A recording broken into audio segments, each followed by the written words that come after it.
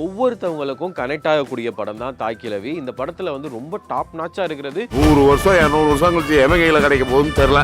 அவன் தான் கொடுத்து வச்சாங்க. இந்த படத்துல எனக்கு என்னமோ அந்த டைரக்டர் வந்து மிகப்பெரிய ஒரு முருகன் பக்தன் அப்படின்றது ரொம்ப நல்லாவே தெரியுது. ஆரம்பிக்கும் போதே முருகன் பாட்டோட பக்தி மயமா தான் ஆரம்பிப்பாரு. நீங்க படத்துக்குள்ள போனதுக்கு அப்புறம் ஒரு ஊருக்குள்ள இருக்கிற மாதிரி, உசிலம்பட்டி மாதிரியான மதுரை சார்ந்த ஒரு ஊர்ல இருக்கிற மாதிரியும் அவங்க கூட டிராவல் பண்ற மாதிரி தான் இருக்கும். ரொம்ப சிரிப்பு வருதா இந்த படம் வந்து அவ்வளோ இதா இருக்கா. இந்த படம் வந்து லாஃபிங் மட்டும் கிடையாது. இந்த படத்துல வந்து நிறைய கண்டென்ட் பேஸ்டா நீங்க வந்து ஒரு மாதிரி டிராவல் பண்ணிட்டு போறக்கூடிய ஒரு படமா தான் இருக்கும். ஆனா ரொம்ப ரொம்ப ரொம்ப ரொம்ப ஜாலியா இருக்கா அப்படின்னு கேட்டா சிறப்பு பிஞ்சு போயிரும் தூமிய குடிக்கீங்களா. ராதிகா மாதிரியான ஒரு நடிகர்கள் நடிக்கலனா இது வந்து ரீச் ஆயிருக்குமா அப்படின்னு கேட்டா தாய் கிழவி படம் எப்படி இருக்கு அதை தான் பார்க்க போறோம். ஸ்பாய்லர்ஸ் இருக்காது இந்த வீடியோ பார்க்குறவங்களுக்கு. தாய் கிழவி படம் யாருக்கெல்லாம் ரொம்ப கனெக்ட் ஆகும் அப்படின்னு பார்த்தா பார்க்குற எல்லாத்துக்குமே கனெக்ட் ஆகும். என்ன காரணம் அப்படின்னா ஒவ்வொருத்தவங்களுக்கும் அவங்க ஃபேமிலியில் ஒரு மகன் இருப்பாங்க, ஒரு பாட்டி இருப்பாங்க, ஒரு மருமகள் இருப்பாங்க, மருமகங்க இருப்பாங்க, பேத்திங்க பேரம்பேத்தி இந்த மாதிரி பார்த்தீங்களா.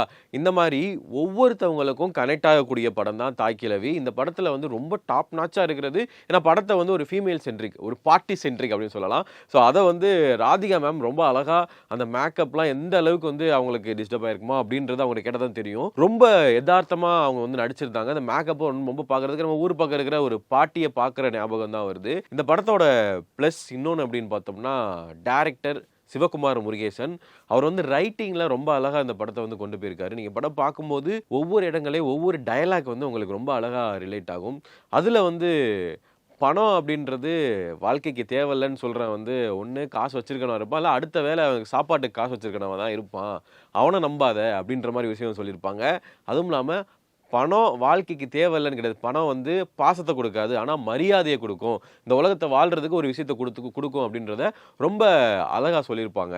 அண்ட் வந்து இந்த படத்தில் வந்து பார்த்திங்கன்னா ஆரம்பத்தில் இருந்து கடைசி வரைக்கும் ஒவ்வொரு டேர்னிங்காக மாறிக்கிட்டே இருக்கும். இதில் நடித்த ஒவ்வொரு கதாபாத்திரமும் ரொம்ப நல்லா நடிச்சிருப்பாங்க. ஸோ ஃபஸ்ட்டு வந்து ராதிகா மாமா இருக்கட்டும், அதே மாதிரி இந்த படத்தில் வந்து முனிஷ்காந்தா இருக்கட்டும், பாலசரவணனா இருக்கட்டும், ஸோ ஒவ்வொருத்தவங்களோட கேரக்டர் ரொம்ப அழகாக வந்து பண்ணியிருப்பாங்க. வேட்டை முத்துக்குமரன் வந்து நடிச்சிருப்பாரு. ஒரு மாதிரி நம்ம வந்து சார்பட்டா பரம்பரையில் பார்த்துருப்போம். ஸோ அவரோட கதாபாத்திரம் வந்து ஒரு மாதிரி நெகட்டிவ் சைடில் நீங்கள் ட்ரெய்லர்லேயே வந்து பார்த்துருப்பீங்க நிறைய விஷயங்கள். ஸோ அவரை நீங்கள் வந்து ஸ்க்ரீனில் பார்க்கும்போது ஒரு மாதிரி இரிட்டேட்டிங்காகவும் இருக்கும். ஓகே, ஒவ்வொருத்தவங்களுக்கும் ஒரு விஷயம் இருக்கும்னா அந்த மாதிரி வந்து இருக்கும். ஸோ அவருக்கு ஒரு பேரும் வச்சுருப்பாங்க. அண்ட் ரெபேக்கா அவங்க நல்லா பண்ணியிருப்பாங்க. அண்ட் 3 மருமகள்கள் அவங்கள சொல்லி ஆகணும். 3 மருமகளாக நடிச்சிருக்கிறவங்க ஆரம்பத்தில் அப்படியே நார்மலாக அப்படியே காமிச்சிருப்பாங்க. நம்ம ஊர் சார்ந்த படங்கள்ல அதிகமாக வரக்கூடியவங்க தான். அவங்களுடைய கதாபாத்திரம் வந்து ரொம்ப எழுத்து மூலயமா ரொம்ப அவங்களுடைய ஆக்டிவிட்டியை ரொம்ப அழகாக வந்து காமிச்சிருப்பாரு டைரக்டரு. அதில் வந்து அபி அப்படின்றவங்க வந்து பார்த்திங்கன்னா கொட்டுக்காளி படத்தில் நடிச்சிருப்பாங்க. ஸோ அவங்களுடைய கதாபாத்திரம் நிறைய இடங்களில் வந்து ஒரு டிஃப்ரெண்ட்டாக நம்ம வீட்டில் ஒரு மருமக இருப்பாங்க பார்த்தீங்களா. ஸோ அவங்க வந்து டாக்ஸிக்காகவும் இருப்பாங்க, அவங்க வேறு மாதிரி மாறுவாங்க. ஸோ அந்த மாதிரி டிஃப்ரெண்ட்டான ஒரு கதாபாத்திரம் நடிச்சிருப்பாங்க. அது நம்ம நிறைய இடங்களில் நம்மளை வந்து சிரிக்க வைக்கும், நிறைய இடங்களில் யோசிக்க வைக்கும் அப்படின்னு தான் சொல்லணும். ஸோ இந்த படத்தோட கிளைமேக்ஸ் என்ன விஷயம் சொல்லுவாங்க அப்படின்னா நிறைய விஷயங்கள் இருக்குது, நான் ஃபுல்லாக சொல்லலை. ஒவ்வொருத்தவங்களும் இந்த சிங்கிள் பேரண்ட்டாக இருப்பாங்க பார்த்தீங்களா. சிங்கிள் பேரண்ட்டாக வந்து தான் பிள்ளைகளை வளர்க்குறவங்க. அதே மாதிரி பெண்கள் வந்து நிறைய இடத்துல வந்து நம்ம அப்படி இருக்கணும், வேலைக்கு போகணும், இதெல்லாம் பண்ணணும் அப்படின்னு சொல்லிட்டு ஏன் எதுக்கு இதெல்லாம் நம்ம பண்ணணும், அதுவும் ஊராக இருந்தாலும் வெளியே சிட்டியாக இருந்தாலும் எப்படிலாம் வந்து எந்த விஷயம் நம்மளை காப்பாற்றும், யார் கையும் எதிர்பார்க்காம நம்ம இருக்கணும் அப்படின்னு ஒரு விஷயத்த ரொம்ப அழகாக வந்து சொல்லியிருப்பார். எந்த இடத்துல வந்து என்னடா அவர் ஓவரா சொல்லிட்டாரே இவர் அப்படின்ற மாதிரிலாம் இருக்காது. எல்லாமே வந்து கரெக்டாக இருக்கும். ஒருவேளை இந்த படம் பார்த்துட்டு நிறைய பேருக்கு வந்து ஊரில் இருக்கிறவங்களுக்கு தனக்கு என்ன பிடிக்குமோ, தனக்கு என்ன வேணுமோ அதை செய்கிறதுக்கான வாய்ப்புகள் இருக்குது. பாலசரவணன் வந்து லப்பர் பந்தில் அவர் வந்து என்னதான் காமெடி பேஸ்டாக ஒரு விஷயம் பண்ணாலும் அவர் எமோஷ்னலாகவும் அவர் சொல்லக்கூடிய சென்சிட்டிவ் டயலாக் ரொம்ப வந்து நமக்கு வந்து ரொம்ப ஹாண்டாக இருக்கும், ரொம்ப வந்து நம்ம வந்து யோசிக்க வைக்கிற மாதிரி இருக்கும்.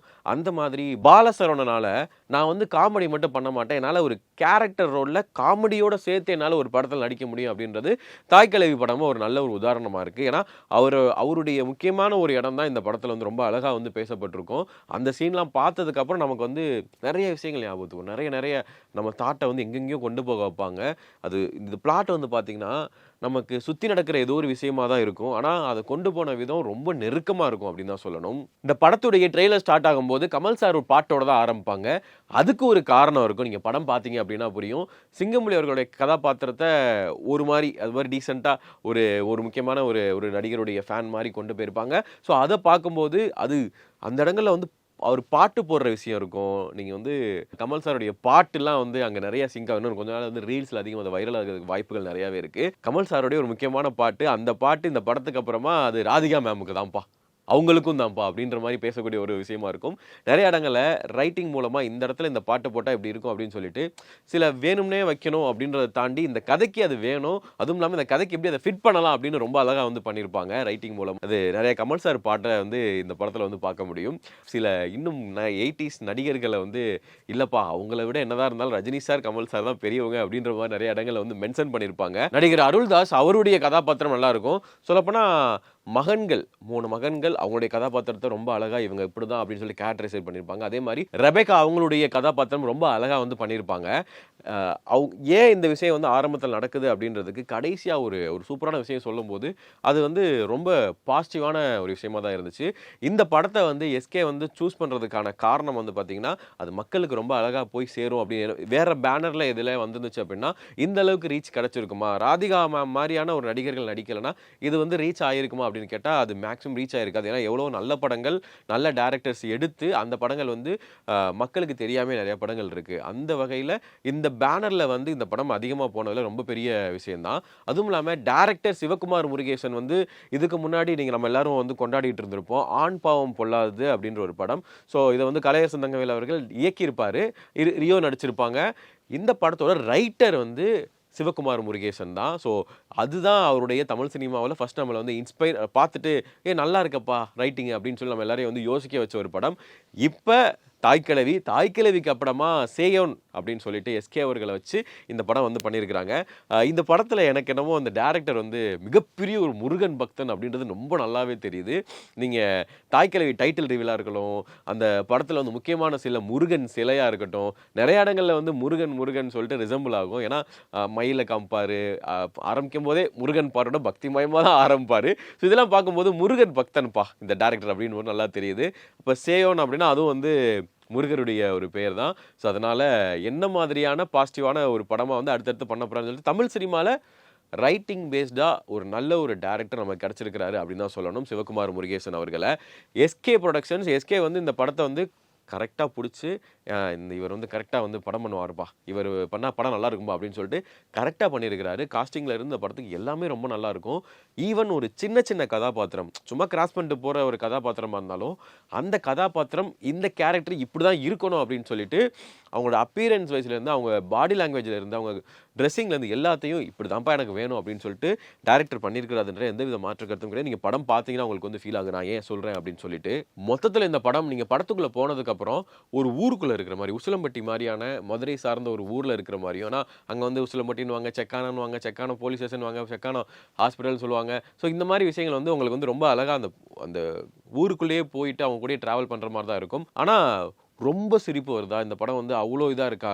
இந்த படம் வந்து லாஃபிங் மட்டும் கிடையாது. இந்த படத்தில் வந்து நிறைய கண்டென்ட் பேஸ்டாக நீங்கள் வந்து ஒரு மாதிரி ட்ராவல் பண்ணிட்டு போகக்கூடிய ஒரு படமாக தான் இருக்கும். ஆனால் ரொம்ப ரொம்ப ரொம்ப ரொம்ப ஜாலியாக இருக்கா அப்படின்னு கேட்டால் உங்களுக்கு வந்து அப்படியே அவங்க கூடயே ஜாலியாக போகிற மாதிரி சிலர் வந்து ஓவர் எக்ஸ்பெக்ட் பண்ணுவாங்க பார்த்தீங்க. ரொம்ப என்னடா இந்த படத்துக்கு நீங்கள் வந்து கொடுத்த ஹைப் அந்தளவுக்கு இல்லையப்பா அப்படின்னு சொல்கிறவங்களுக்கு இந்த படம் பாருங்கள், உங்களுக்கு பிடிக்கும் அப்படின்ற மாதிரி தான் ரொம்ப பாசிட்டிவான ஒரு படமாக இருக்குது. மொத்தத்தில் இந்த படம் பார்க்குற எல்லாருக்கும் ரிலேட் ஆகும். படம் பார்த்துருந்தீங்கன்னா நான் சொன்னதான் நீங்களும் ஃபீல் பண்ணீங்க அப்படின்னா கீழே கமெண்ட் பாக்ஸில் சொல்லுங்கள். எனக்கு தெரிஞ்சு நான் எந்த ஸ்பாய்லரும் கொடுத்துருக்க மாட்டேன். ஒரு சில இடங்களில் ஃபீல் கொடுக்கணும் அப்படின்றக்க அந்த டைலாக்ஸ்னு சொல்லியிருப்பேன்.